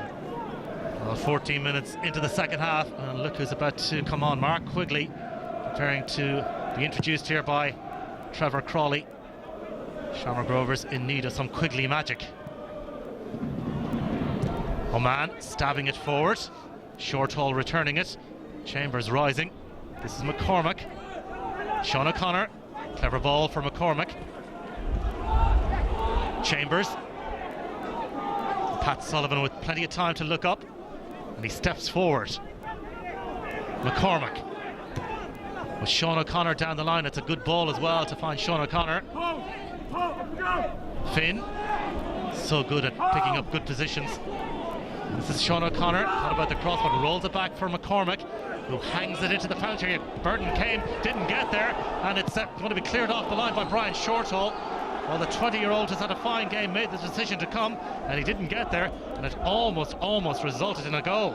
His inexperience showed, Adrian, and the wind held the ball up, took it away from him, and then he realised with horror he was in no man's land. But again, Shortall covered very, very well from there. Well, it is going to be a corner kick, as the board is held aloft on the far side, and Shane Robinson is going off, and it's Mark Quigley to come on, the man who clinched the league title for Sligo Rovers last season before making the move to Tala, and he is on just past the hour mark. And it's McCabe to take this corner. It's a decent ball in as well. Ian Ryan was stretching to get there. Fired forward by Dean Kelly, looking for Adam Hanlon. McCormick allows the ball to roll out of play. Quigley will obviously give Shamrock Rovers a few more options in that hole between midfield and up front. Hurley has an even more important role to play now, Stephen Hurley. Memory just couldn't get it under control. This is Kieran Kilduff for the hoops. Kilduff all bottled up and looking for some support. The challenge coming in from Memory, and he gives away the throw-in.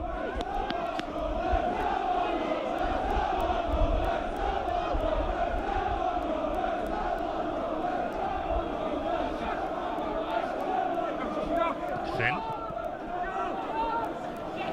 McCormick will have another throw in here. This is Mark Quigley. O'Connor rolling it back for McCormick. Now Quigley showing really interesting getting on the ball, and that was a delightful ball as well from Quigley to pick out the run of Ronan Finn, but the offside flag went up. That was a great play by Shelbourne's back forward, I have to say. When the ball was looking like going, they pushed out to the edge of the box, and when Ronan Finn got in behind, he was offside. And I think Matthews would be very happy with that, his team pushing out, not just sitting back and inviting pressure. An integral part of Shelbourne for the rest of the game, I feel. News of a goal at Turner's Cross. Derry City are in front. It's Cork City 0, Derry City 1, and Rory Patterson has scored his 4th goal of the season, a hat-trick against UCD at the Bowl last week in that rout.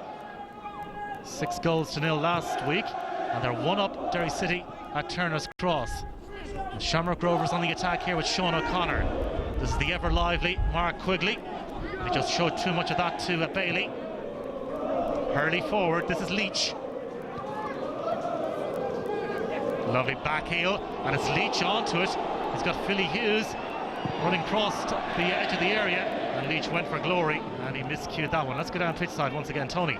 With Colin Hawkins of Shamrock Rovers again, and with Mark Quigley coming on there, does that change your shape? Yeah, well, obviously we've gone 4-4-2. Yeah, we'll push Mark up top with Kieran Kilduff. Obviously, you know, we want to go and win the game. It's a positive substitution, and Quiggs is liable to do anything. The pitch, as I said, it's still tricky, like for both sets of players. So hopefully we can get a winner. You know. Well, you're being sloppy at the back. You could concede a goal as well. Yeah, absolutely. Yeah, it wasn't great. Again, as I said, it's not easy to play. We're used to playing across the back, and you probably can't do it on this pitch. So we've got to be careful with that. Thank you. Adam Hanlon was getting ready to clear, but Alan Kelly, the match referee, is across, having sounded his whistle. As we see it once again, the challenge from Hanlon on Conor Powell results in a Shamrock Rovers free kick. All the pressure in the second half coming from Shamrock Rovers. It's Gary McCabe who's over the set piece. Shells with 2 in the wall, Hanlon and Bailey, to make life difficult, and it's straight into the wall. McCabe does well to tee it up here for Sean O'Connor. This is Quigley forcing Ronan Finn to check back. McCormick dinking it in now, looking for Kilduff, who got a touch to it. Hanlon made a bit of a mess of that one. Shelbourne eventually managed to scramble it away. Powell forward, controlled by McCabe, who appeared to be caught late, and the referee is going to take action.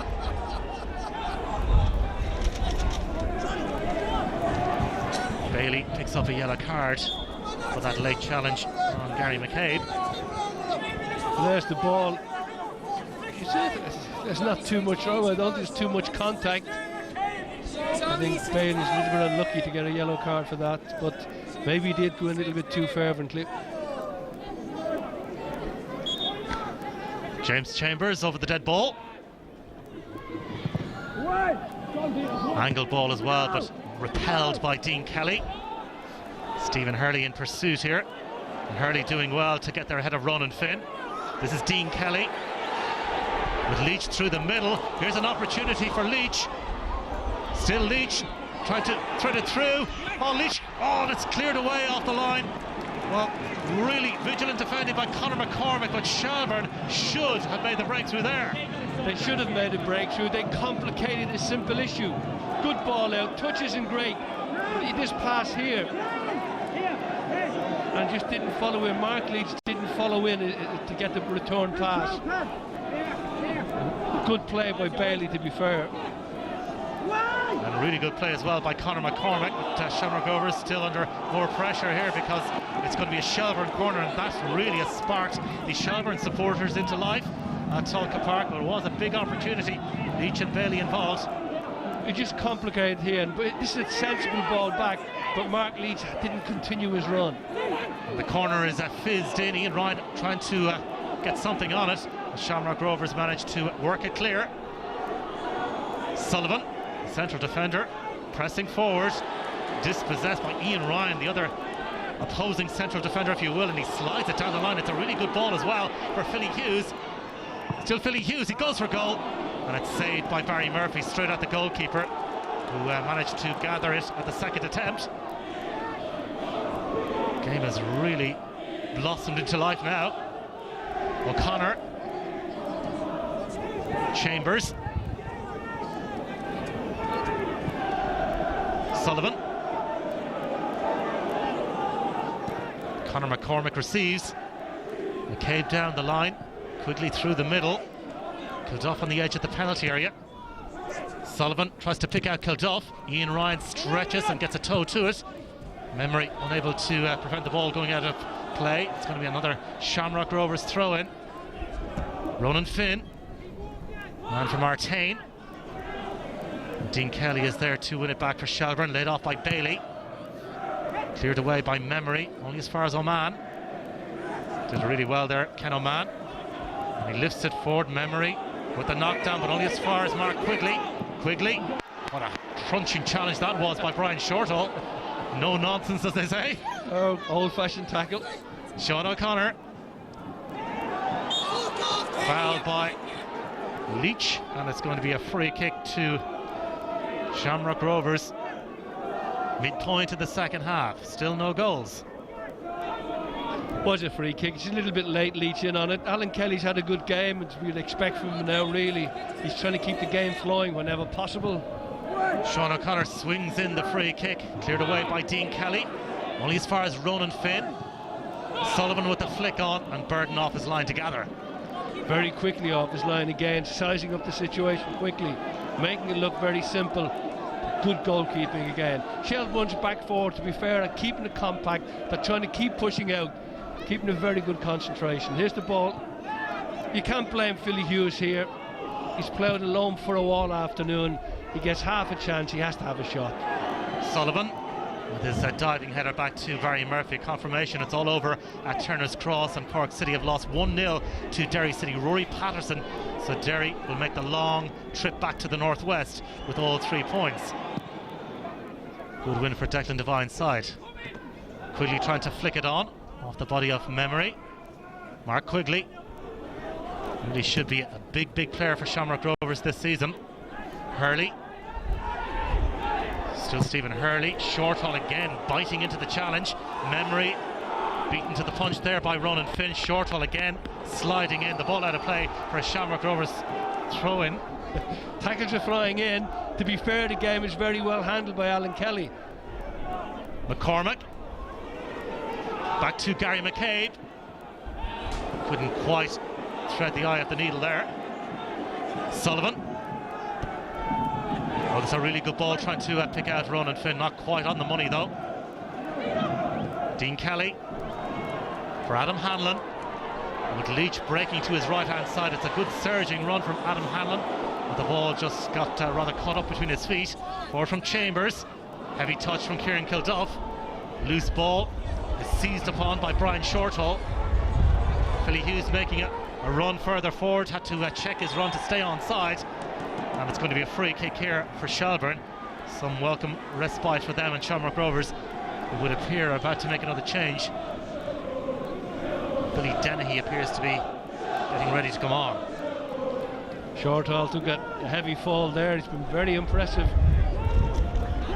He's himself and Ian Ryan, the heart of the defence, have done sterling service to the team this afternoon. But here's a wide player coming on. I mean, Sean O'Connor has done some good things, but not really put enough end product into the box, to be fair. Billy Dennehy coming on is a good crosser of the ball if he gets a good service. 20 minutes to go. Bailey takes the set piece here for Shelburne, and the ball goes behind for a corner kick. Both sides appealing for the decision, but it went in favour of Shelburne. Now, can they manufacture something from this? Bailey going across to take the corner.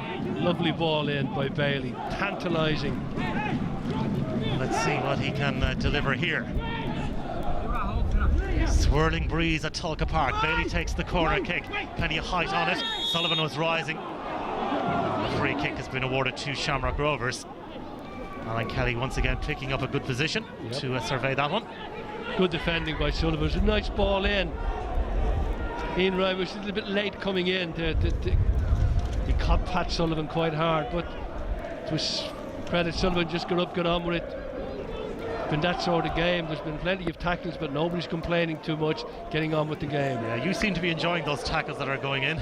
Yeah, well, the game has changed so much that tackles that were part and parcel of the game only a few years ago are no longer anything to do with it. So it's good to see a good referee like Alan Kelly knowing when to let the game flow. Played forward by Ken O'Lan. Headed on by Billy Dennehy. Ball out of play, Shamrock Rovers with a throw-in halfway inside the Shelburne half.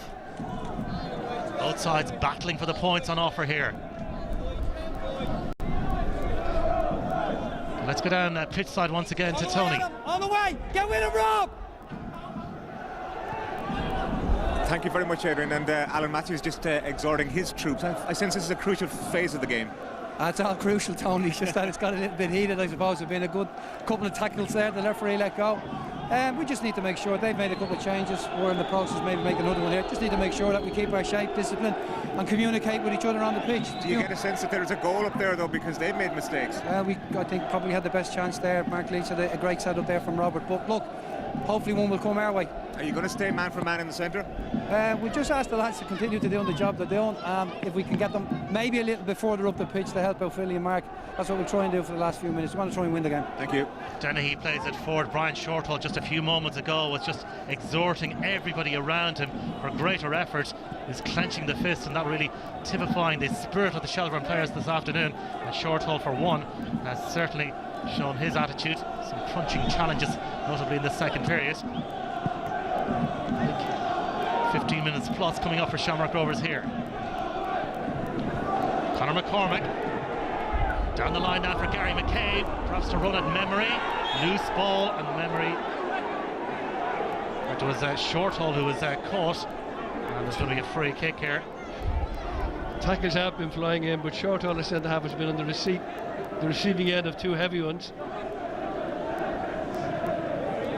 So he limps away after that. Shelburne have the free kick to be taken by Jack Memory. Philly Hughes looking for it into his chest. If he can get it in there to Philly Hughes, no. Looking for Leach instead. Bouncing ball just eludes Adam Hanlon. Conor Powell playing it forward now for Billy Dennehy. That's the Tralee Dynamo trying to gather some pace.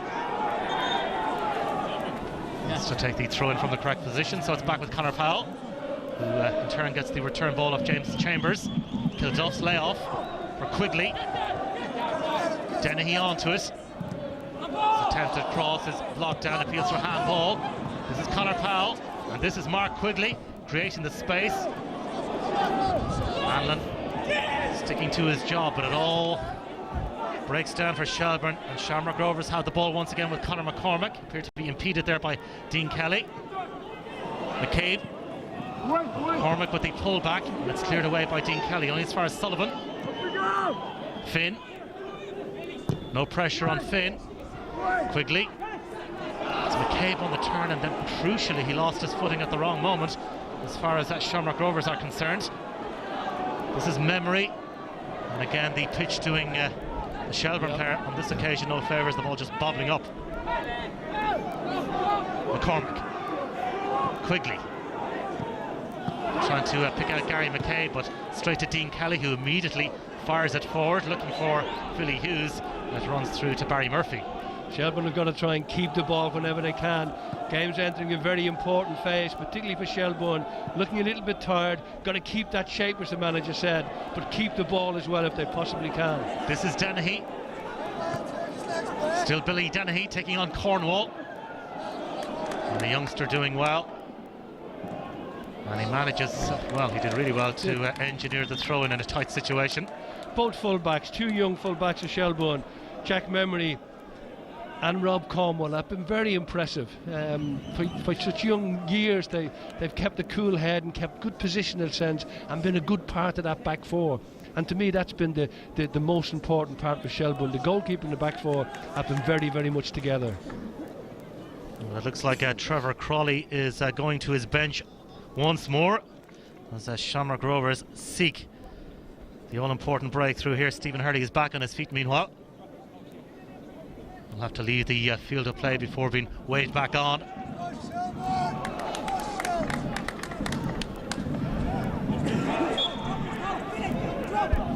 Robert Conroy to take this throw-in down the line.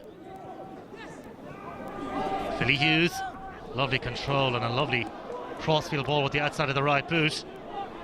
This is Dean Kelly with Memory in support, but he goes infield for Leach. Hughes, clever from Hughes, and Leach with the effort just got underneath it and couldn't quite hit the target. Holds his head in frustration, but it was a good chance once again for Leach. Excellent play, good build up here, nice ball in. Hughes holds the ball up, knows what's happening, slips it through, just sits up for Mark Leach. Lovely ball there from Gary McCabe to release McCormack. McCormack with the early ball in, intercepted and dealt with by Ian Ryan. Finn's header, Chambers creating the space and managing to fend off Leach. Powell sending it on for Billy Dennehy. Dennehy to take on Cornwall, and it's a good run as well from Dennehy, but well, again Shelbourne with the bodies back to cut out the danger, but it is going to be a corner kick for Shamrock Rovers. Good play there by Robert Bailey, covering his full-back. Billy Denny gets past the full-back. There's Bailey again, averting a very dangerous situation. So it's Gary McCabe to take this latest corner kick for Shamrock Rovers. Looking for that breakthrough goal. Ken O'Mahon was rising, never got there. Dennehy back into the danger zone. Appeals for handball, the ball bounced up. Shamrock Rovers fans absolutely vocal in their appeals there. Play goes on though. Ronan Finn hangs it up, knocked down by Ken O'Mahon, and Leach got a touch to it. Memory forward, but straight to Conor Powell. Wasteful from Shelbourne. McCormack. Dennehy now, faced by Jack Memory. Dennehy has switched across to this right hand side. McCabe now on the left, and nothing accruing there for Shamrock Rovers. There was definitely a ball did strike the hand in that situation. We'll see it, but I don't think it was a penalty myself personally. The ball just bounces up on his hand there. Now watch it here. Just bounces up, totally accidental. Yeah, no intent there whatsoever. No penalty. Shamrock Rovers have made another change. Carl Shepherd is on. Kilduff. And he's utilising his bench. Yep. As Richie said at half time, it's great to have a bench of that quality. Bring three players on. Yeah, the kind of players who would be nailed on in most other teams in the league. Well, there you go. Barry Murphy clearing up towards halfway. Flicked on by Ronan Finn. This is James Chambers. Lovely spin and turn away from trouble. Dennehy. Well, it's a good ball in as well, but confident goalkeeping once again from N.Burdon in the Shelbourne nets to come and claim. Wasn't a great ball in, but had somebody attacked the near post, could have turned it into a great ball. But that man, young Burdon again, exceptionally good.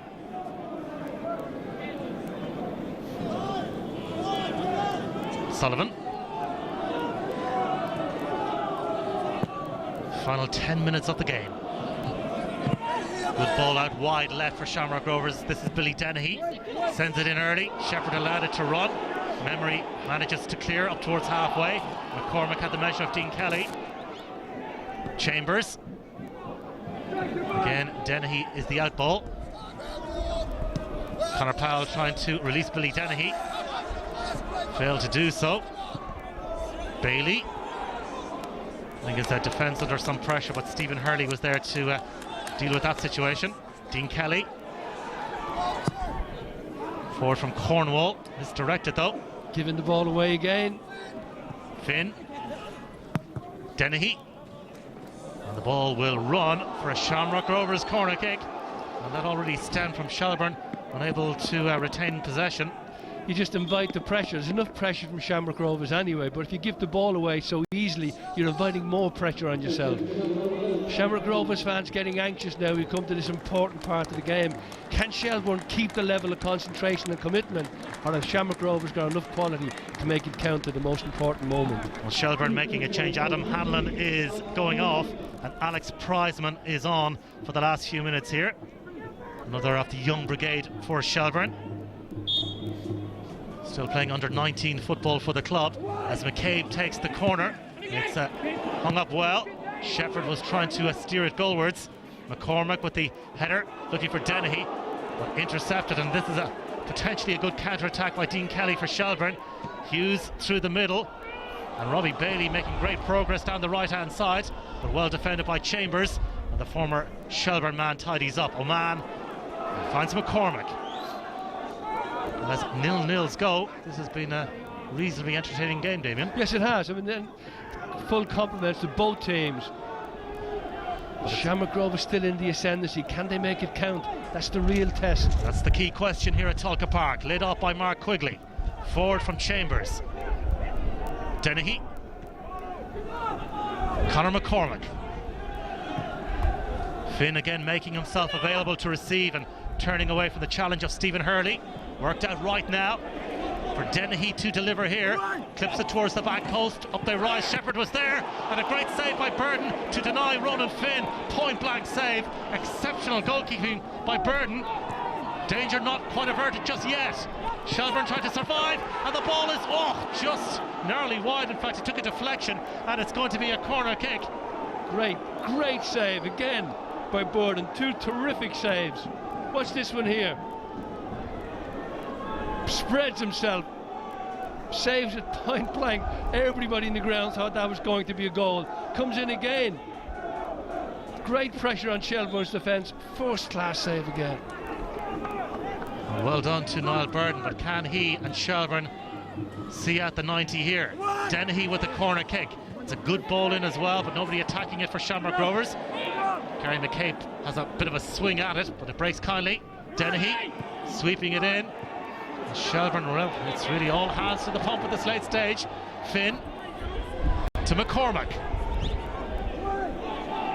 Nobody picking up Gary McCabe, and it's cleared away by Stephen Hurley, but nobody in an advanced position for Shelburne, so it's going to come right back at them. Meanwhile, there's a Shamrock Rovers player down. Pat Sullivan. Bad bang on the head there. Shelburne defending manfully, putting everything on the line. Robert Bailey down injured. Robert Bailey, who's been hugely impressive, the best I've seen him play for a long time. So Shelburne making a change, and Pat Flynn is on for his first appearance of the season in place of Stephen Hurley.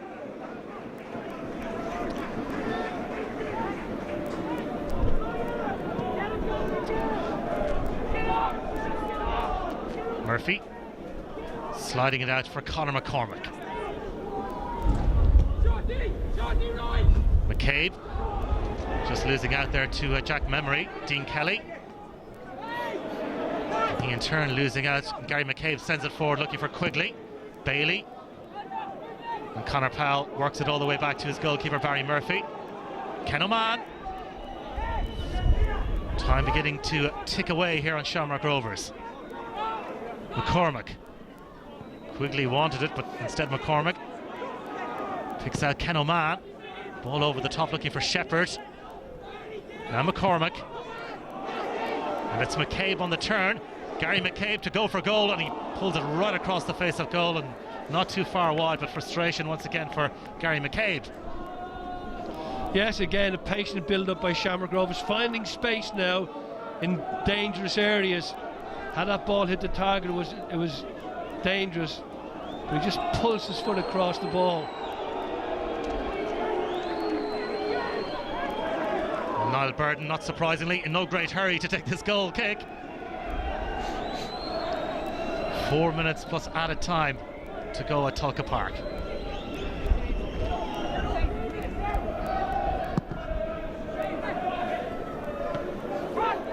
Flicked on by Memory. Leach also rising. Dean Kelly. Bailey. With 3 Shamrock Rovers players around him. Sullivan. Checking away from Prizeman. Came off the head there of Philly Hughes.